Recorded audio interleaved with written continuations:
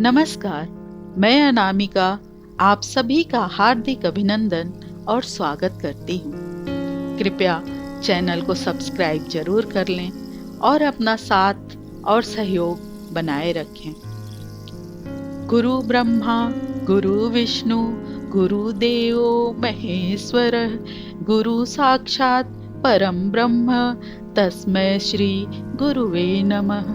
अर्थात गुरु ही ब्रह्मा है, गुरु ही विष्णु है और गुरु ही भगवान शिव हैं। गुरु ही साक्षात पर ब्रह्म है। ऐसे गुरु को मैं प्रणाम करती हूँ। गुरु की महिमा वेद, पुराण, उपनिषद, गीता में तथा अन्य संत मुनियों और कवियों द्वारा भी वर्णित है। शास्त्र में गु का अर्थ है अंधकार या अज्ञानता और रू का अर्थ है अंधकार या अज्ञानता को मिटाने वाला। इस प्रकार गुरु का अर्थ है अंधकार से प्रकाश की ओर ले जाने वाला, अर्थात अज्ञान को मिटाकर ज्ञान की ओर ले जाने वाला।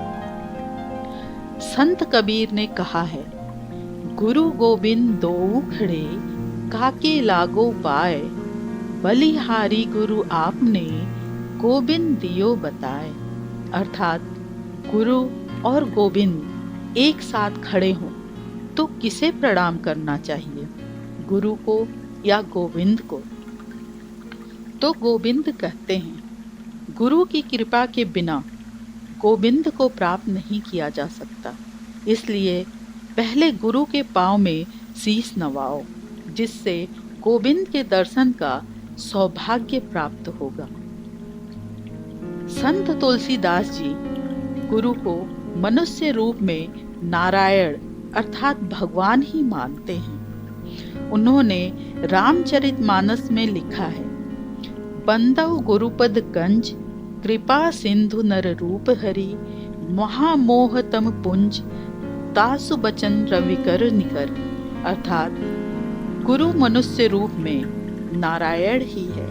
मैं उनके चरण कमलों की वंदना करता हूँ। जैसे सूर्य के निकलने पर अंधकार नष्ट हो जाता है, वैसे ही उनके वचनों से मोह रूपी अंधकार का नाश हो जाता है।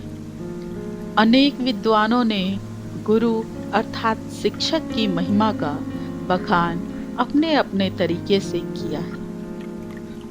महर्षि अरविंद शिक्षक की महिमा का बखान करते हुए कहते हैं कि अध्यापक राष्ट्र की संस्कृति के चतुर माली होते हैं। वे संस्कारों की जड़ों में खाद देते हैं और अपने श्रम से सींच सींच कर महाप्राण शक्तियां बनाते हैं। अब बात आती है भारत में गुरुओं और शिक्षकों को याद करने का जो विशेष दिन है, वह कब है? तो गुरु पूर्णिमा के दिन हम गुरु के सम्मान में पर्व मनाते हैं। पिछले वीडियो में इस पर चर्चा हो चुकी है और 5 सितंबर को पूरे भारत में शिक्षक दिवस के रूप में मनाते हैं। अब सवाल ये उठता है कि 5 सितंबर को ही क्यों मनाया जाता है शिक्षक दिवस? इसका जवाब है, भारत के पूर्व राष्ट्रपति डॉक्टर सर्वपल्ली राधाकृष्णन एक विद्वान शिक्षक थे। उन्होंने अपने जीवन के अमूल्य 40 वर्ष एक शिक्षक के रूप में इस देश के भविष्य को संवारने में अपना योगदान दिया। उनका जन्म 5 सितंबर 1888 को हुआ था। इसी उपलक्ष्य में भारत में शिक्षक दिवस मनाया जाता है। शिक्षक अर्थात गुरु की महिमा को समझने के लिए एक कहानी सुनाती। समर्थ गुरु रामदास का एक शिष्य था जो भिक्षा लेने के लिए एक गांव में गया और घर घर भिक्षा मांगने लगा और बोलता, समर्थ गुरु की जय, भिक्षाम देहि। समर्थ गुरु की जय, भिक्षाम देहि। घर का दरवाजा खुला और एक बड़ी बड़ी दाढ़ी वाला तांत्रिक बाहर निकला और चिल्लाते हुए बोला, मेरे दरवाजे पर आकर किसी और का गुणगान करता है, कौन है ये समर्थ? शिष्य ने गर्व से कहा, मेरे गुरु समर्थ रामदास जी, जो सर्व समर्थ हैं। जब तांत्रिक ने सुना तो क्रोध में आकर बोला, इतना दुस्साहस कि मेरे दरवाजे पर किसी और का गुणगान कर रहे हो? देखता हूं तुम्हारा गुरु तुम्हें कैसे बचाता है। मेरा श्राप है, तुम कल का सूरज नहीं देख पाओगे, अर्थात तुम्हारी मृत्यु हो जाएगी। शिष्य यह सुनकर थोड़ा घबरा जाता है और आसपास के लोग भी कहने लगते हैं कि इसका श्राप व्यर्थ नहीं जाता है। शिष्य उदास हो आश्रम की ओर चल देता है और आश्रम पहुंचकर अपने गुरु को सब बात कह सुनाता है और बोलता है, आज भिक्षा में अपनी मौत लाया हूं। गुरु मुस्कुराए और बोले, चल भोजन कर ले। उसे खाने की इच्छा नहीं हुई। गुरु अकेले भोजन कर सोने जाने लगे तो बोले, अच्छा चल मेरे चरण दबा दे।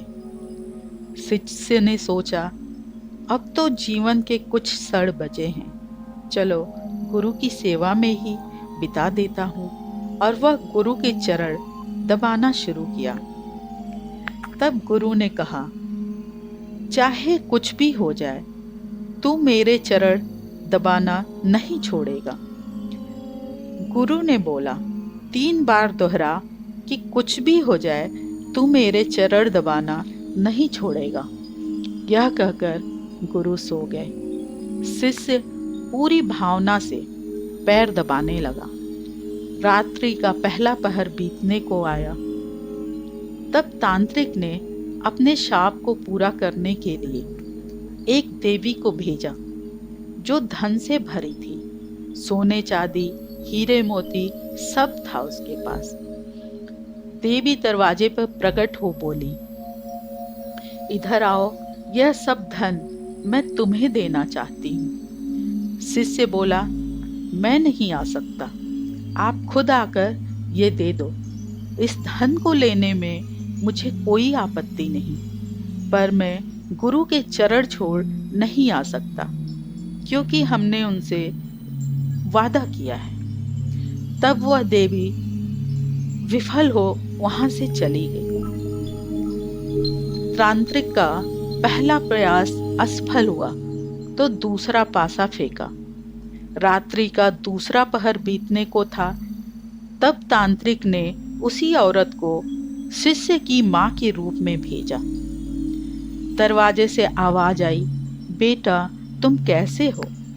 शिष्य ने मां की तरफ देखा और सोचा, अच्छा हुआ मां के दर्शन हो गए, मरते वक्त में भी मिल लूंगा। मां के रूप में आई औरत बोली, आओ बेटा गले लग जाओ, बहुत दिन हुआ तुमसे मिले। तब शिष्य बोला, क्षमा करना मां, तुम यहीं आ जाओ, गुरु की सेवा कर रहा हूं, अभी मैं बाहर नहीं आ सकता।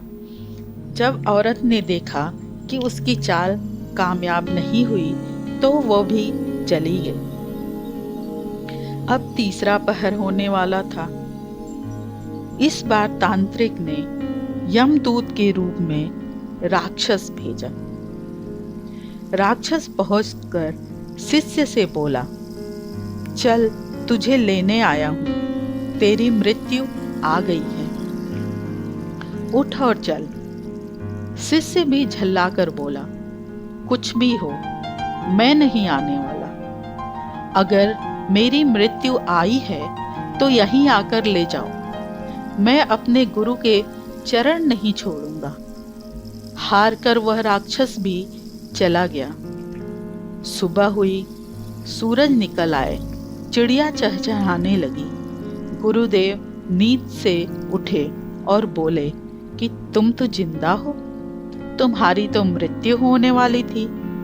तांत्रिक का श्राप व्यर्थ गया। फिर शिष्य को समझ आया कि क्यों गुरुदेव ने कहा था कुछ भी हो जाए चरण मत छोड़ना। शिष्य गुरु के चरण पकड़कर रोने लगा और बोलने लगा, जिसके सर पर गुरु का हाथ हो उसका कुछ भी नहीं हो सकता, कोई भी उसका बाल बांका नहीं कर सकता। स्वयं भगवान राम, भगवान कृष्ण भी गुरु की आज्ञा पर चले। इस प्रकार गुरु और शिक्षक हमारे जीवन के प्रकाश हैं। इन्हीं से हम सफल जीवन जीना सीखते हैं। प्रथम गुरु माता पिता से लेकर जीवन में जिनसे भी शिक्षा मिली, उन सभी गुरुजनों को मेरा बारंबार प्रणाम। जय सनातन, जय भारत।